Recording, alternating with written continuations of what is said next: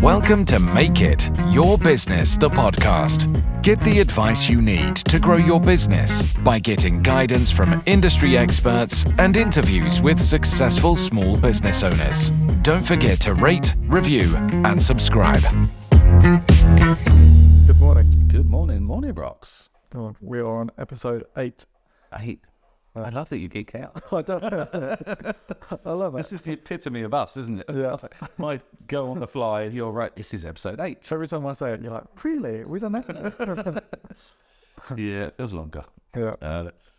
Good. I wanted to get your take on something, actually, because I've got an opinion on everything, obviously. Yeah. Wage structures. Okay. So I was talking to somebody about this the other day. It was actually Tiffany brought it up. It was a question that was online about setting wage structures. Yeah. So I'd like to hear your view on it first. Okay. Because I've got currently we are employing, we're just almost touching 100 people. So, it's a big, small business, but it's still small. Yep.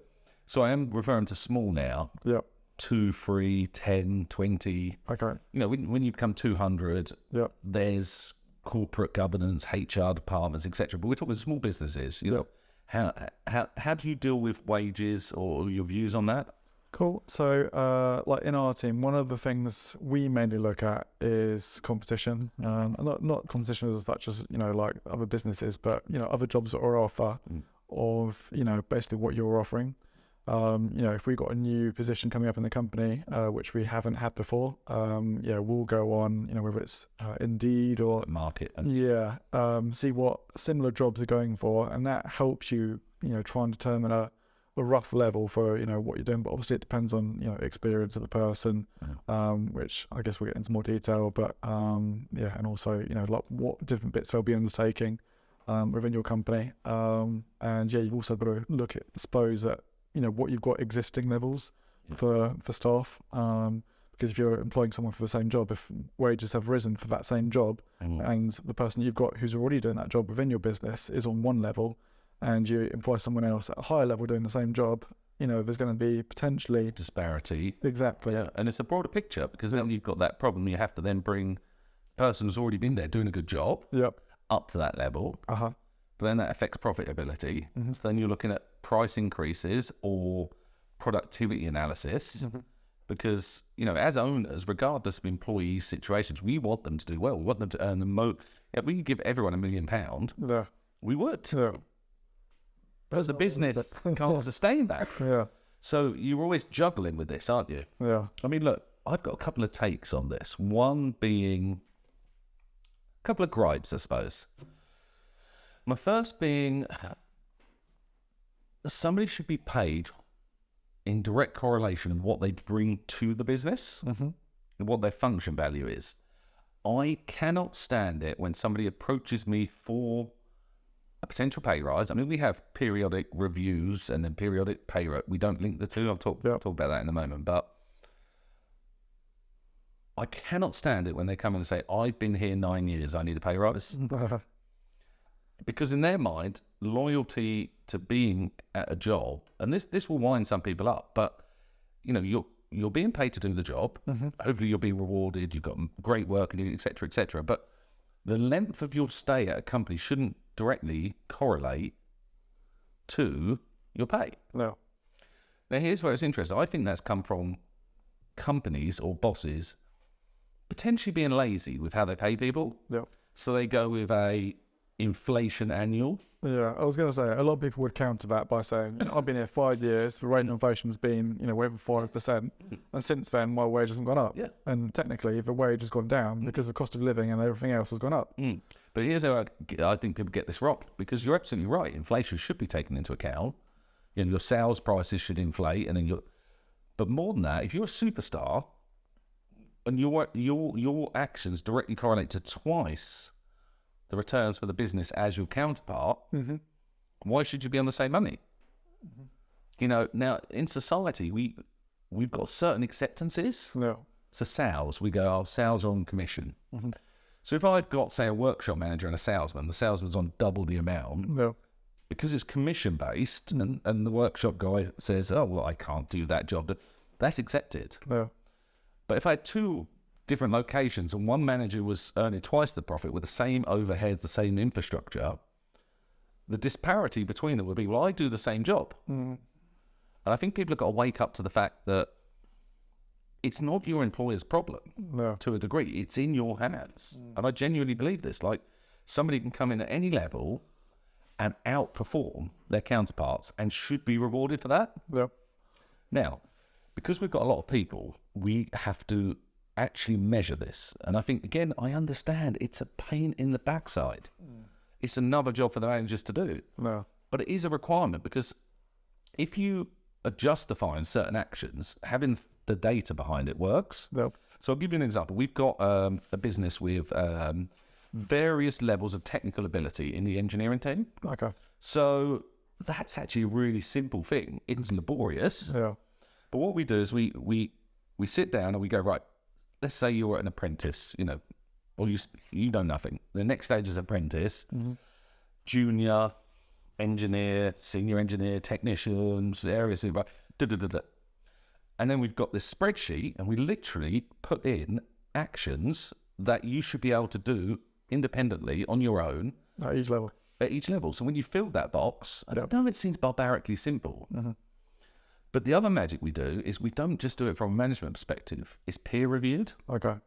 So let's say you've got an engineer. We will ask the senior engineer to go through the list and say, oh, can you go through and tick where Bob is at this current stage? Yeah, we don't make it aware, but so we use the peer recognition to confirm, as well as our bias, that level. Okay. The other side with pay as well, people won't always agree with this, right? But agreeable personalities go further. Okay? We've all got people that we know have worked with in the past or present that are maybe technically very good at their job, but holding themselves back with their lack of effort, energy, team communications. There's intangibles sometimes that mean whether you're hitting target X or target Y, and I can attribute that to the energy you're putting into something. I think sometimes people don't realise what they could do. That doesn't make sense. I said it out loud and I'm hearing it to myself. Okay, so here's a common one I get from some of my management team. I don't have time for that. And it boils my blood. I go, of course you have time. You work 37 hours a week. You have 160 hours in a week. I'm not asking you to work more or less, but you can't tell me you don't have time. You're choosing to do something else with that time. You're choosing to prioritize X over Y. So I will not allow them to say to me, I don't have time. No. Because that's not an excuse. You have time. All the time you need. You're choosing not to use it for this particular subject we're talking about. And once I say that, they do get it. And again, we all have priorities. No. We could all earn more if we worked weekends, but we have friends and family. So we choose to spend time with them over there. So it's this constant... I guess it depends on the mindset of the employee. Like, yeah, I know you get some employees that, as soon as it hits 5 o'clock, they shut the laptop down and that's job done for the day, and, it's like their mind switched off. Again, I would argue I'm not paying them for the hours they work. I pay them either a salary based on a contract or per hour, which promotes this, I work so many hours, I'm worth that. And my view is, and I've seen it time and time, I know people that can do twice the work, I'm going to pick you because you're here in the room, as you in half the time. Sometimes when we're approaching management problems where we talk about, okay, so we want to put an inflationary price increase in, inflationary wage increase, but we do not believe our clients will tolerate a price increase on our services. So then we'll look at productivity. And always, a timeline is the variable. We always find a way to do things more efficiently. Changing the system, using a bit of software. I'm just trying to think of a very the service speed issue at the marketing company. So, I spent a year trying to solve that problem. and then you came across a piece of information and sold it in, 20 minutes? So sometimes it's not always, there. But, I've gone off on a tangent again, completely forgot where I was. But, the point I was trying to make was, as an employee, if we're talking like small business owners now, let's get to the headline. So pay people based on what they bring to your business in a circular entirety, because it's not always obvious what the receptionist does unless you stop, watch and measure. But you'll find that they add potentially a lot more value than you realise. If you're watching this as an employee, I think you need to understand it is in your hands, not your employer's. You can find ways to do more for your business, show that you're doing more, ask for more money in return because you're providing more value. And that doesn't always mean longer hours. So going above and beyond, sort of time and time again, like prove your worth. But above and beyond means, again, we're in business, and this is what people forget. You can go above and beyond making the boss a cup of tea every morning, stay an extra half an hour to clean up. But those actions will not tip the profitability needle. I know it seems black and white, and people don't like how blunt I am sometimes, but if you want another £1 an hour, make me £2 an hour. I'm happy to share. But if we're all on different levels, interesting subjects with employees, because they don't always realise the true cost of employing them. As a business owner, I was having this conversation, I think, with Tiffany earlier. So one of my guys came to me and he was on 35,000 a year, I think. I can't remember the exact figure. And obviously he wanted more money. I get it. But one of the things I had to explain to him is that was actually costing us 47,000. By the time all the additional add-ons as an employer, medical, cars, fuel, national insurance, employers' liability, pension, employers' pension contributions, and I'm not saying he backed down, but it was enlightening to see his eyes change when he realised his true value to me was a lot higher than he thought it was. So, when you make your business an extra £1,000 and they're on, let's say, 20% margin, so they make £200 profit, gross, that may only be £25 profit net by the time all the costs have come out. So again, if I was on a true course, if I started tomorrow to work for somebody, I'd want to deeply understand what that business was, profitability, how it was done. Then I'd be looking at how can I do this quicker, and or both higher quality. And once I'd done that consecutively for a period of time, I would then approach my manager and say, here's the improvements, here's the added benefit. Can I please have a slice of that now? And I guarantee you that won't be an issue. The issue comes when people come to you and say, I've been doing exactly what I did last year, but I've been here an extra year, so I want more money. And as a business owner who's responsible for paying everyone and keeping the customer back, it's a very difficult, hard pill to swallow. Another thing to potentially look at, and I know it's not going to apply to every business industry, is salary sacrifice. Because it's a good way for, if you're looking as an employee, like getting a car, because it's a lot less than what you would have to pay for outright, out of the money that you've had from your salary.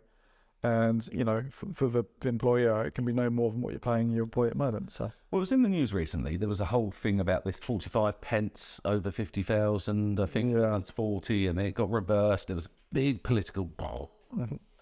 Now, I get a lot of people were frustrated with the political side. So let's just slice that off. I don't do politics. But from a perspective of looking at people now, there'll be people currently earning today early 40s that will hit that value based on inflation in the near future. And then they're going to be robbed over the coat. They're going to pay that higher rate. You're absolutely right. I implore anyone here to Google salary sacrifice scheme, because there are tax benefits for, as you say, cars, bicycles, hardware. You can get these, and they will take the money out of your salary, so you're not taxed on the gross, dropping it below the tax level. Another one that's really interesting, I know super helpful for a lot of my staff, I was going to say of a certain age, but everyone decides whether they have kids, is childcare vouchers. I know we've gone off on a tangent here, but again, you can buy childcare vouchers for nurseries, through the salary sacrifice scheme. Okay. So again, it pulls your earners down below a level. So you pay less tax. Pay less tax. Yep. You get them out of your gross as opposed to your net. Yep. That's super helpful. No. And again, anyone on here that's approaching a tax bracket, a whole different subject. We could do a whole thing on this, but I'd implore you to look at your pension contributions. Okay. Because, you can go slightly over and pay a lot of tax, or you could put that money in your savings for long term. Yep. And it's never too early to start putting money away for your future. The world is expensive. Get saving. So I think we touched on a few bits there, but I mean, employee-wise, as I say, going back to headline it, I would say measure employees on their results. Yep. It's not always easy when they're not in a directly sales or customer-facing role. Mm-hmm. If you're talking about staff on the level, measure and band, these tasks here are required at this competent level. Yep. Then you become this competent level, which will have a pay badge structure within it. Okay. That usually works quite well. And then last but not least, don't hold superstars back. Okay. If you see somebody that's amazing, pay them, nurture them, find productivity. Yep. It's not easy. I think one of my favourite phrases, business would be awesome without staff or customers. I guess particularly as we're the impending recession that we're coming towards, people are going to lose jobs, jobs are going to become harder to come to in, and I mean, I do believe people don't understand the amount of effort it takes to move up a level. No. It is worth it. You've just got to be driven. Get on with it. Yes, I have sympathy. Life gets in the way, especially difficult things, children's relationships, sometimes even second jobs. I've had situations where people are working a second job to make more money, which has directly impacted on their first job. So it's actually holding them back. But who am I to tell them not to? Because at least they're going out there trying. They're trying to achieve, trying to bring that money in. But I can think of at least one occasion where I've had to say, look, I believe that you need to give up the second job. We will give you that money. And actually, we have seen huge positive results. Super difficult. I mean, HR people, employees, we could talk about this all day. And it'll change. It will change. Keeps changing. So if we do an episode this time next year, it completely different. So. Absolutely. Well, hopefully that's helpful. So, good. Well, thank you very much.